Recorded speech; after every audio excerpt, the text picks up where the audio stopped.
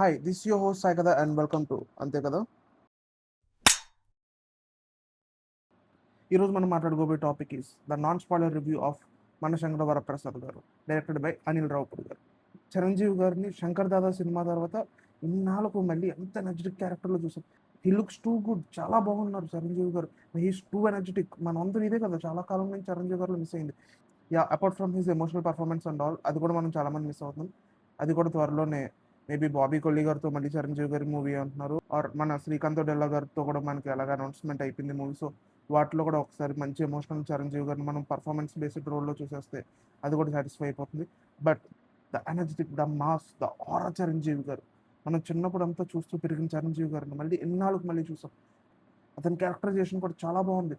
And the best thing about Manashankara Varaprasad garu is, ఒక star hero movie అంటే ఎప్పుడు కూడా మనం చూసేది తన పక్కన ఉన్న ఒక సైడ్ కి కమెడియన్స్ని ఒక స్టార్ హీరో ఎప్పుడు కూడా జోక్స్ వేయడం. బట్ దిస్ టైం చిరంజీవి గారి మీద జోక్స్ ఉంటాయి. బికాస్ ఆఫ్ హిస్ సిచ్యువేషన్స్ అతని మీద జోక్ క్రియేట్ అవుతుంది. And that is too good, చాలా బాగా వర్కౌట్ అయింది. అండ్ చిరంజీవి గారు మైన్యూట్ ఎక్స్ప్రెషన్స్ చాలా క్యూట్గా ఉన్నాయి. హీఈస్ టూ క్యూట్, చాలా బాగున్నాడు చిరంజీవి గారు. నయనతార గారిని చూడడానికి చాలా బాగున్నారు. And her performance is always elegant to watch. చాలా బాగున్నారు, ఆవిడ పర్ఫార్మెన్స్ చాలా బాగుంది. And Bheems music too good. మన అందరం కూడా సాంగ్స్ రిలీజ్ అయినప్పుడు ఫస్ట్ టైం విన్నప్పుడు మనం అందరం కూడా ఏంటిది ఎలా ఉంది సాంగ్స్ అని అనుకున్న వాళ్ళని. బట్ మూవీలో నెక్స్ట్ సాంగ్ ఎప్పుడు వస్తుంది అని చెప్పి చూసేటట్టు చేశారు. బీమ్స్ మ్యూజిక్ చాలా బాగుంది, బీజిఎం చాలా బాగుంది. And next the most hyped Venky మామ cameo.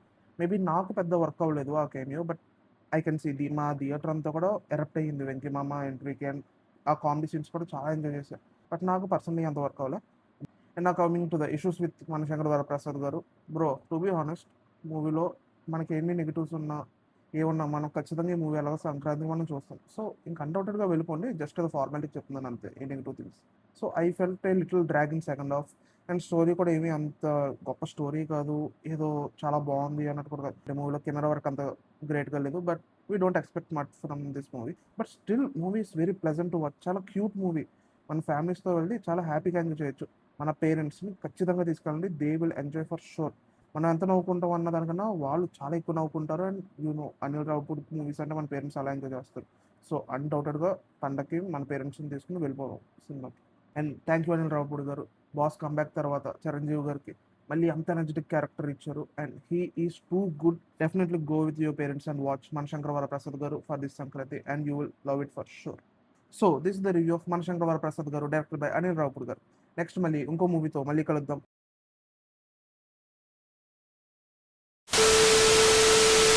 Please like, share and subscribe to అంతే కదా.